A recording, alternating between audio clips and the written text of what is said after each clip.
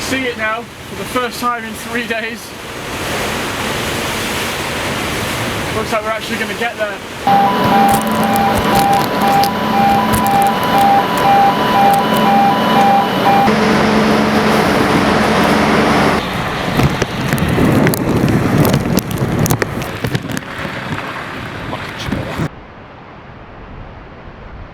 And what an absolutely amazing view.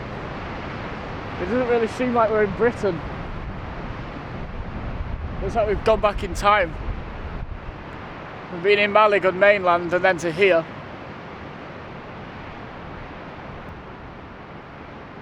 There's a real sense of like Walden and Henry David Thoreau in a little log cabin, or in our case, a little cottage.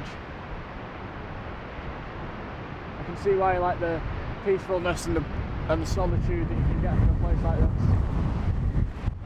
Then it can quite quickly change when the wind hits you in the back and you nearly fall off the cliff.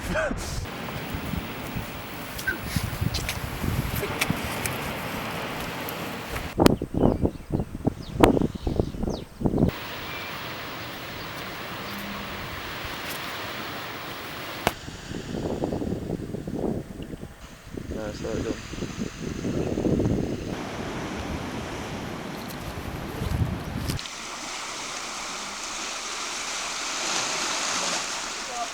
You splash, man. Shit on him. What's your relationship with the island?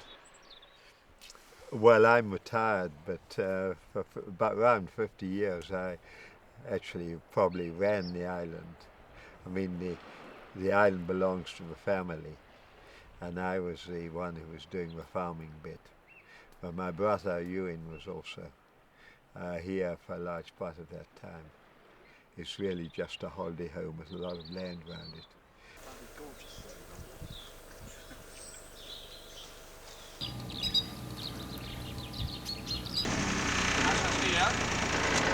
Just for ease, I'll pass the bag down to you.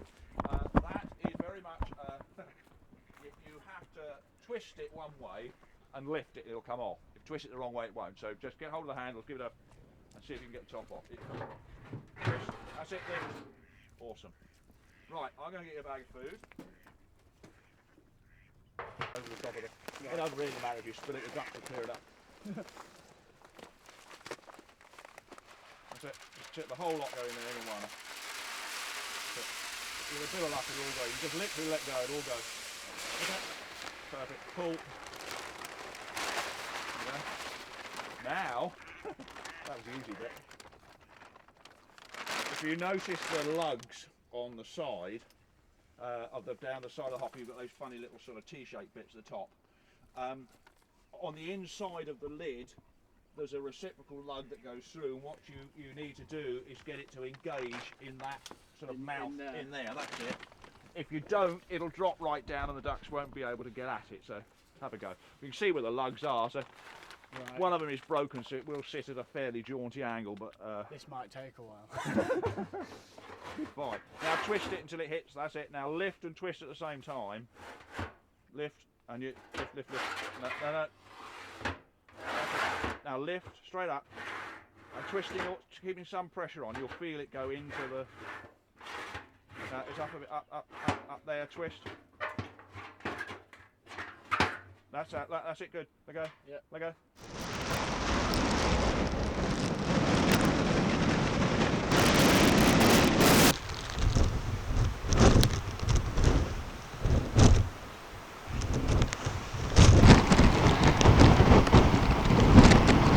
Out, we've got some wood, too big, so we need to go and chop that now.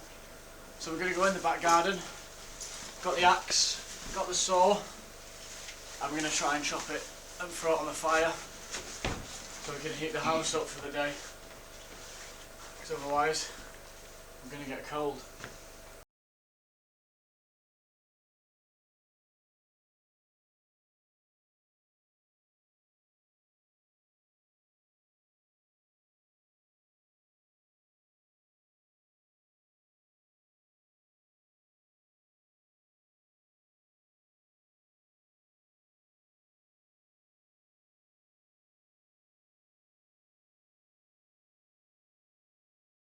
Just having a little panic attack here, wondering what my insurance would be if you managed to pinch your fingers in this. I'm not sure I'm covered for that, but anyway.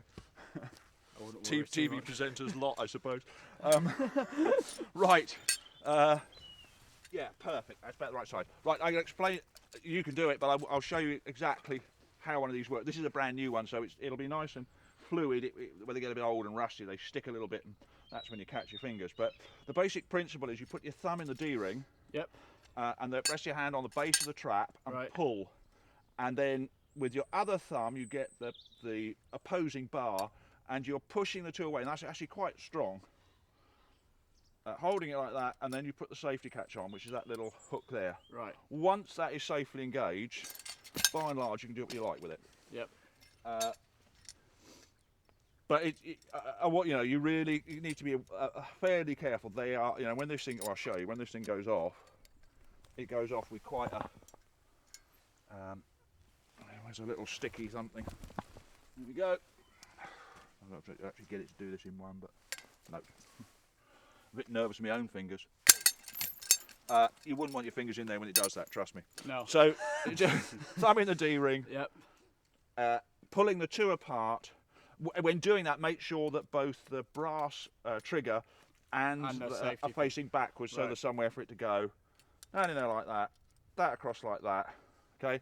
Once you've done that, then that goes into the. Now you can see the point. You've got this pretty well at ground level. Yeah. With a little bit of TLC, you can make it look like it doesn't stand proud. They haven't got to get up on anything. Right. Okay, at this point, that is now loose and that is now set.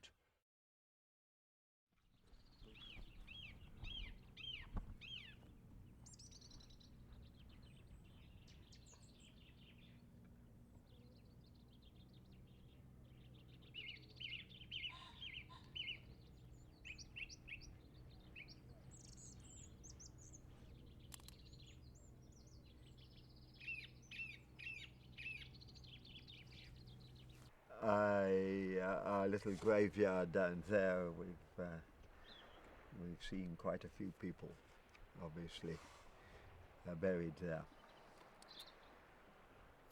But it's all part of existence. Yeah. Lawrence's interview, he talked about some of the deaths in the island, and we went and saw the graves yesterday, and he seemed, even now, even though they happened quite a few years ago, still seemed very sad and reflective. What did you? Yeah, well, when we spoke to Lawrence and he mentioned some of the tragedies, one of which that really hit home with me was when somebody died on his boat out at sea. That was quite. You could see it in his face, couldn't you? That he still felt sad about that.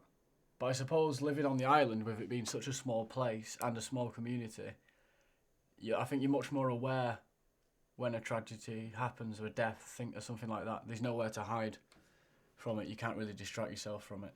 You're very. I think with a community of less than 40 people, you become very aware when someone dies. It's not like in a city where there's hundreds and thousands of people. People die. It's part of life. But here, I think it's quite. I can imagine it being very difficult.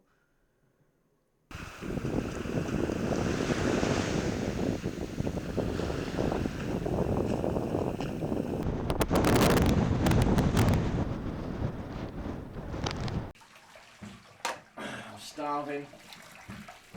And remember what I've just said there, I'm starving, and I'll show you the fridge in a moment.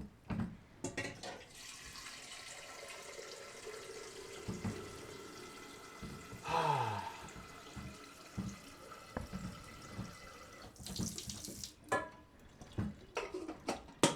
can't wait to get home and use an actual kettle. I have to boil water from scratch. In a cooker where the hob chooses when it works. Great. Remember what I said? I'm hungry. Yep. I've got more milk than food. Jam? It's a joke. Not jam, butter and milk. What are we going to do with that? What cereal? Yay. Coffee. A lot of writers in the 19th century spoke about and wrote about, whether it was in literature or poetry. A lot of the Yes. time with Wordsworth Yes. and Byron and people like that, they was obsessed with nature and Yes. being at one with nature, and the idea of solitude and the peacefulness of it all. And also when nature, I mean, it's calm now, but yesterday when we had the storm, it's still beautiful with, you know, the harsh waves crashing in and the harsh environment and the sea salt hitting you in the face. It's definitely something that I think appeals to writers, and especially with the 19th century and the Romantics. It appeals to me. Yes, well, the thing was, and it Wordsworth Day, it was very new. These people were pioneers. It wasn't a done thing at all. For the people who saw the natural environment, they were often more interested in destroying it, shooting all the wildlife, but I think today, of course, there's massive interest in the natural environment, so it hasn't got the novelty which it had 150 years ago in the Victorian era. What day are we on now on the island? 4 or 5. 4 at 5. Just losing track of days, and again, it's raining. So we're kind of stuck indoors until sort of later this evening. We've got some filming scheduled then. Had a bit of a lie-in today, which was nice, because we knew we wasn't filming in the morning, and now I'm bored. What's the time? The time is 20 to 1. Bored already. Yep. I've had breakfast and a cup of coffee and stood there for a bit. Then I went and stood over there for a bit. And I'm going to sit here for a bit. Because there is absolutely nothing to do. But, there you go.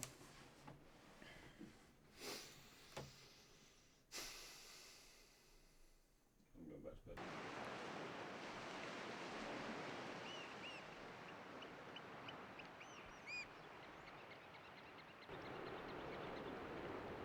We're quite sad to go. I wish we would have been able to stay here for longer. I mean, we've had days where it's been tough, stuck in a cottage all day with the rain and the wind. But even that's quite beautiful. It is beautiful, yeah. But I mean, it's the when you have days like this, it's the simple things. Just being able to hear the waves, the calmness of the island, how silent it can be. It really is a magnificent place.